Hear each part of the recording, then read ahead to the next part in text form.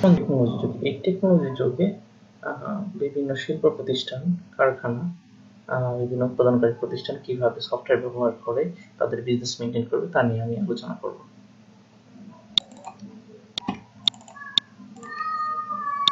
আমি Mohammad Mozammel Haque, software engineer. তো আমি এখন দেখাবো যে একটা সফটওয়্যার ইউজ করে কিভাবে একটা ছোটখাটো উৎপাদনকারী প্রতিষ্ঠান মেইনটেইন করা যায়। তো আমি চলে আসলাম আমাদের সফটওয়্যারে। তো এই হচ্ছে আমাদের সফটওয়্যার। তো সফটওয়্যারে আমরা আলোচনা করার আগে আমরা একটু একটা ইমেজ নিয়ে কথা বলি। তো এটা দেখতে পাচ্ছি আমরা একটা ইমেজ, এটা হচ্ছে জুতা। এই জুতা তৈরি করার জন্য আমাদের বেশ কিছু ম্যাটেরিয়াল প্রয়োজন হয়। তো প্রথমে হচ্ছে আমাদের সফটওয়্যারের মধ্যে মনে করেন যে আমাদের কিছু ম্যাটেরিয়াল পারচেস করতে হবে। তো আমি ইনভেন্টরিতে যাব, ইনভেন্টরিতে যাওয়ার পরে পারচেস। তো পারচেসের মধ্যে দেখতে পাচ্ছি যে আমাদের এখানে পারচেস টাইপ আছে। তো পারচেস টাইপ আমরা যদি কোনো প্রোডাক্ট সেলিং কোম্পানি হয় সেক্ষেত্রে সে ডিরেক্টলি প্রোডাক্ট পারচেস করবে এবং সে সেল করবে। যদি কোনো উৎপাদনকারী প্রতিষ্ঠান হয় সেক্ষেত্রে সে ম্যাটেরিয়াল পারচেস করবে। তো যেমন দেখাচ্ছি আমি যে সে যেসব ম্যাটেরিয়াল দিয়ে সে একটা প্রোডাক্ট তৈরি করবে সেই ম্যাটেরিয়ালগুলো সে পারচেস করে নেবে। তো দেখতে পাচ্ছি যে এখানে দুইটা ম্যাটেরিয়াল অ্যাড হয়েছে, আরো প্রয়োজন হয় সে আরো ম্যাটেরিয়াল সে অ্যাড করে নেবে।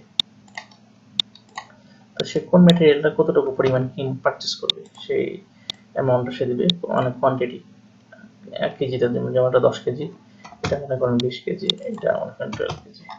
তো আমি দেখতে পাচ্ছি যে টোটাল অ্যামাউন্ট গুলো চলে আসছে এবং টোটাল 640 টাকা, এবং কোন সাপ্লায়ারের কাছ থেকে সে পারচেস করবে সেই সাপ্লায়ারের ডিটেলস দিয়ে দিবে যে সে এই সাপ্লায়ারের কাছ থেকে সে পারচেস করছে, এবং পারচেস করার সময় যে কোনো ডকুমেন্ট সে পায় সেই ডকুমেন্টটা সে এখানে অ্যাটাচ করে দিবে, এবং পারচেস করার সময় সে যে শিপিং চার্জ দিয়ে প্রোডাক্টটা তার গোডাউনে নিয়ে আসবে সেই চার্জটা উল্লেখ করে দিবে।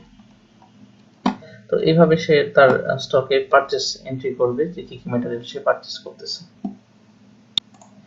তো এরপরে আমি চলে যাব প্রোডাকশন পার্টে। তো প্রোডাকশন পার্টে আমি দেখতে পাচ্ছি যে আমার এখানে প্রোডাক্ট প্রোফাইল সেট করতে হয়। তো প্রোডাক্ট প্রোফাইলের মধ্যে কি কি করা যায়। তো একটা প্রোডাক্ট মেকিং করার জন্য কতটুকু কি ম্যাটেরিয়াল লাগে সেটা এখানে সেট করে দিবে। যেমন হচ্ছে এটা একটা কফির কাপ, হ্যাঁ।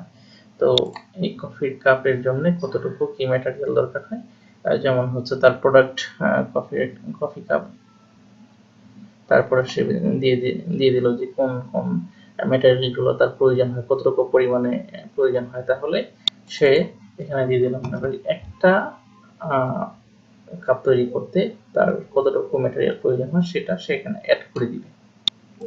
যেমন এটা আমি দেখাচ্ছি যে এই জুতা তৈরি করার জন্য একটা লেদার প্রয়োজন হয়, পলিথিন প্রয়োজন হয়, ক্লথ প্রয়োজন হয়, তারপরে সোল প্রয়োজন হয়। তো এক সেট জুতা তৈরি করার জন্য এই কি কতটুকু কি ম্যাটেরিয়াল প্রয়োজন হয় সেটা সে সফটওয়্যার ডিফাইন করে দিবে যে একটা জুতা তৈরি করার জন্য এই ম্যাটেরিয়াল প্রয়োজন হয়। তো সেভাবে সে কিছু লিস্ট তৈরি করবে। তো এইভাবে প্রোফাইল লিস্ট তৈরি করবে যে সে তার যে প্রোডাক্টগুলো আছে সেই প্রোডাক্টগুলো তৈরি করতে কতটুকু ম্যাটেরিয়াল প্রয়োজন হয়।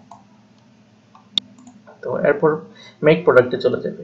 মেক প্রোডাক্টে যাওয়ার পরে সে হচ্ছে যে এখানে অ্যাড করবে যে কতটুকু কোন প্রোফাইলটা সে তৈরি করবে সে প্রোফাইলটা সিলেক্ট করবে, এবং কোন প্রোডাক্টটা তৈরি করবে সেই প্রোডাক্টটার নাম সিলেক্ট করবে, কত কোয়ান্টিটি প্রোডাক্ট সে তৈরি করবে।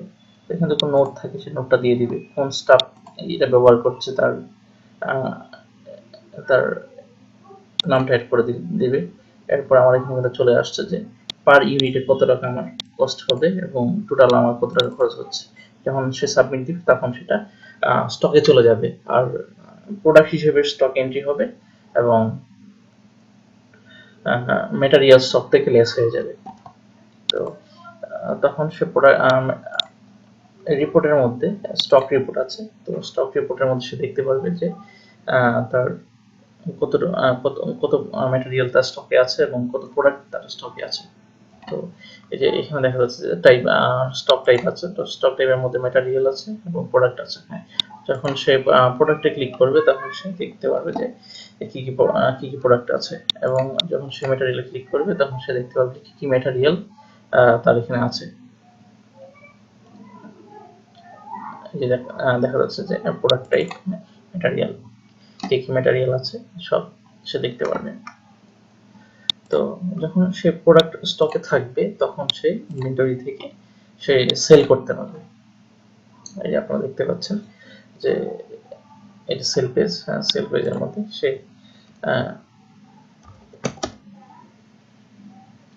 কোন প্রোডাক্টটা সেল করবে, ঠিক আছে, যেমন টেস্ট কাপ সেইটা সেল করতে পারে। তো এরপরে কোন কাস্টমারের কাছে সেল করবে, যে কোনো কাস্টমার ডাটাবেজ না থাকে সেই ক্ষেত্রে সে ডিফল্ট কাস্টমারের কাছে সেল করতে পারবে, এবং সেটার শেপিং চার্জ ব্যাড যদি থাকে সেটা ব্যাড এড করবে, শেপিং চার্জের কোনো ডিসকাউন্ট দিয়ে থাকলে সেটা এড করতে পারবে, এবং কি মেথডে সে পেমেন্ট কালেকশন করছে সেটা সে এড করতে পারবে। আবার কোনো কাস্টমারের কাছ থেকে যদি সে বাকি টাকা কালেকশন করে, তো বাকি টাকা কিভাবে কালেকশন করবে সেটা হচ্ছে অ্যাকাউন্টিং এ গিয়ে যে রিসিভ কালেকশন থেকে সে টাকা কালেকশন করবে। কি পারপাস, যেমন হচ্ছে যে এটা যদি সেল পারপাস হয়,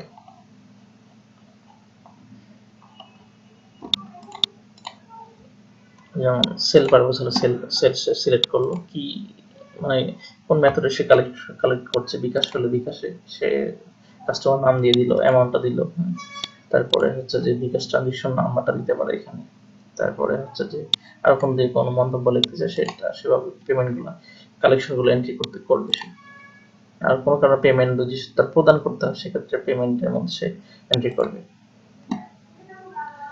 তো ছোটখাটো এবং মাঝারি ধরনের উৎপাদনকারী প্রতিষ্ঠান এই সফটওয়্যারটা ব্যবহার করে তার inventory, production, accounting easily maintain করতে পারবে।